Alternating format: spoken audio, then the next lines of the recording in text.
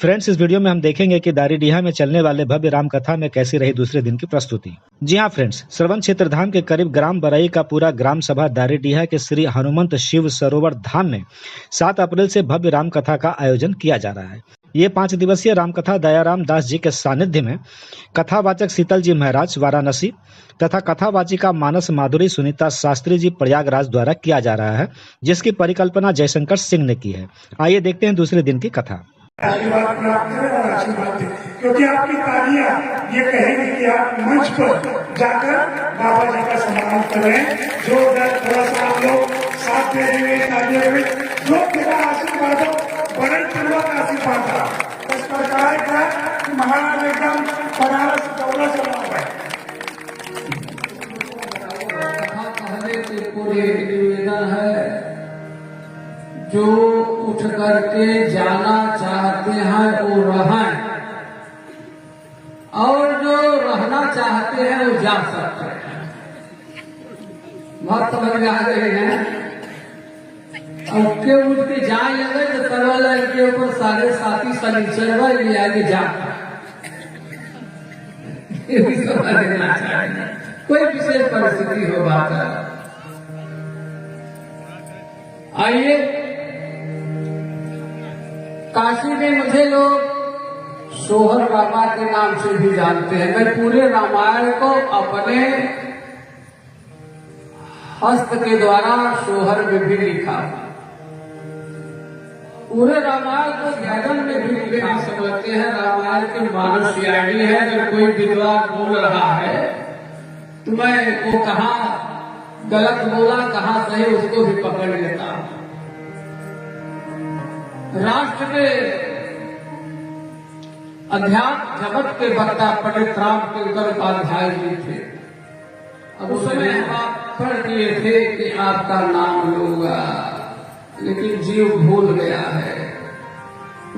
दिल की सुधि भूल गयो, दिल की सुधि भूल गयो, जब मुट्ठी बधे धरणी पर आयो, अभाति सभी प्रतिपाल कियो, मन मूर्ख तू तिल को बिसरायो, और जब दांत नहीं तब दूध दियो, और जब दांत दियो तब अन्न खिलायो, और क्षीर समुद्र के सोवनहार, कबहु नहीं हरि के संकल्प है गर्भ हर जीव का। और यही सार्थक है। कहीं सत्संग चरण की कथा तक पहुंचा चुकी है और विवाह की कथा आगे करेंगे। करे कुठिया में कन्या मेरा सोच है, अरे जन्म लिहरी न कुठिया पावन हो, अरे गन सुनय राय के गोरी या में सीता रानी बिलत हो, गन सुनय राय के गोरी या में कि वह 4 काम पूरा करता है। केवल जब जब देवियों के ऊपर दुख पड़ा है, आपत्ति पड़ा है, संकट आया है, तो संकट में हनुमान जी खड़े हुए हैं। आपको बता रहा हूं, इस 4 काम है कौन का आंजलेन आते इस व्यथित धरा के बीच, आज भूमि भारी को स्नेहते उठाता कौन लाभ पाता, महाप्रलय पयोनिधि को बंदनी विदेह जाके धीरज धराता कौन, कि लंका को जला के जीत अजित निशाचरों को मार, प्रियतम प्रिया का अरे मधुमिलन कराता कौन, और राम गुण गायक बनाता कौन शीतल को, और प्रभु के प्रताप का पताका फहराता कौन। आज प्रभु का भी पताका राम का फहर रहा है सारी दुनिया में। इस पताका को फहराने वाले वायुपुत्र महावीर हनुमान। अगर ये न रहे होते तो किसी बंदर में क्षमता नहीं थी, किसी में क्षमता नहीं थी सकती कि जो कि समुद्र लाह करके उस पार जाता और जा करके लंका को जला करके भगवान के संदेश को सीता से कह करके सीता के संदेश को भगवान से कह सीता के दुख में सम्मिलित हो जाना है हनुमान जी का। और दूसरे का आज जो भगवान राम का पताका फहर रहा है, हाँ, केवल वायुपुत्र महावीर हनुमान जी।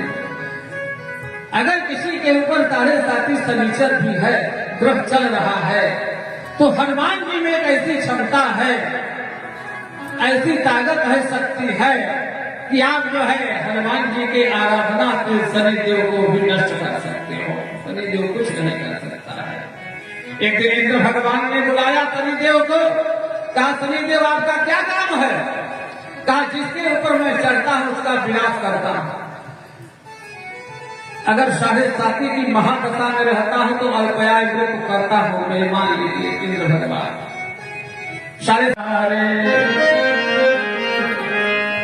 हनुमान जी की यात्रा जो लंका में होती है, जो है किष्किंधा पर्वत से समुद्र के तट से लंका की यात्रा में 4 माताएं हनुमान जी को मिली।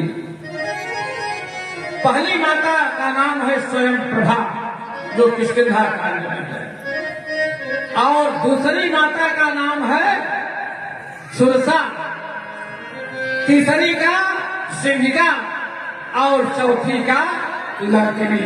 ये 4 माताएं मिली। हनुमान जी 4 माता से भूख सुनावत है कि हे माता जी हमें भूख लगा। चले गए कहीं दूसरे देश में, लेकिन जब से राम जन्म भूमि में भगवान राम की प्रतिष्ठा हुई, प्राण प्रतिष्ठा मंदिर बना, अब आप वहां जाइए, आपको गीत दिखाई पड़ेंगे, सब आपके मंदिर में जाकर देख सकते हो। निवेदन कर रहा हूं बंधु, ऐसे जो है आनंद कंद वायुपुत्र महावीर हनुमान जी जाम नर नील अंगद सब। संपाति ने कहा भाई मैं एक बात कहूंगा, मैं तो सीता जी को देख रहा हूँ लंका में उपवन वाटिका में अशोक वाटिका के नीचे बैठी हुई हैं, राक्षसियां दरबार धमका रही हैं। सीता का पता वही लगा सकता है जो 100 योजन का समुद्र लादेगा और फिर वापस आएगा।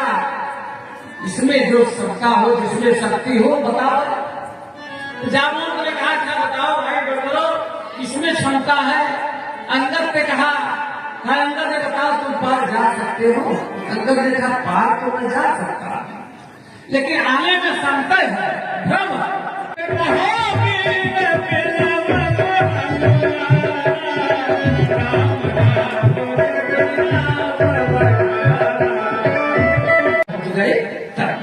तो जहाँ पर भगवती जनक नंदिनी सीता बैठी हो, वहाँ की सुंदरता का जो है महानता बड़ा अधिक अद्वितीय वर्णन स्वामी जी करते हैं। इसलिए जहाँ पर भगवती सीता बैठी हो, तुलसी के वृक्ष में जो सुंदरी देवी सुंदर को सुंदर बनाने वाली, इसलिए इसका नाम सुंदरता रख दिया गया। एक शायर ने जौनपुर के थे कवि, वो अब नहीं रह गए, उनसे हमारा मुलाकात हुआ, उन्होंने अपने मुक्तल में लिखा सब कुछ सुंदर हो, लेकिन एक चीज आपका सुंदर नहीं है तो आपको सुंदर हो। और कौन? रूप सुंदर हो, बहुत सुंदर आपका रूप सुंदर हो, चलन भी सुंदर हो, देह का आवरण भी सुंदर हो, लेकिन सार्थक उसी की है सुंदरता कि जिसका अंतःकरण भी सुंदर हो। यदि आपका अंतःकरण मन समाज के प्रति, परिवार के प्रति सुंदर है, तब तो आप सुंदर हैं। अगर अंतःकरण मन सुंदर नहीं है तो परमात्मा का संकेत है तो आपका कुछ नहीं सुंदर है। इसलिए सुंदरकांड इसका नाम बड़ा। सुंदरम सुंदरी सीता, सुंदरम सुंदरी कथा। ऐसे वायुपुत्र महावीर की जाता जो चर्चा चल रहा है, अब जो है सुंदरकांड में लंका में प्रवेश कर रहे हैं।